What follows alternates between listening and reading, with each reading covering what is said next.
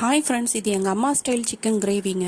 இது ஒரு தடவை ட்ரை பண்ணி பாருங்கள், கண்டிப்பாக பாராட்டு கிடைக்குங்க. உங்கள் வீட்டில் இட்லி, தோசை, சாதம் எல்லாத்துக்கும் அட்டகாசமான அருமையான ருசியில் இருக்குங்க. 3 பல்லாரி வெங்காயம், 2 பழுத்த தக்காளி, கொஞ்சம் சோம்பு, கொஞ்சம் மல்லித்தூள், கொஞ்சம் ஜீரகத்தூள், கொஞ்சம் மஞ்சள் தூள், பட்டை, கிராம்பு எல்லாத்தையும் சேர்த்து நல்லா மைய அரைச்சி வச்சுக்கிறோங்க. எங்கள் அம்மா விட நான் டேஸ்ட்டாக செய்யலைன்னு சொல்லுவாங்க. இந்த தடவை எங்கள் அம்மாவை விடவே டேஸ்ட்டாக செஞ்சுருக்கேன்னு சொல்லியிருக்காங்க.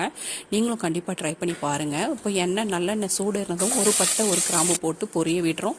ஒரு பல்லாரி வெங்காயம் சேர்த்து நல்லா வதங்கி வந்ததும் 1 டேபிள் ஸ்பூன் இஞ்சி பூண்டு பேஸ்ட்டு, அதோட பச்சை வாசனை போனதும் கொஞ்சம் மிளகாத்தூள் சேர்த்துக்கிறோம்.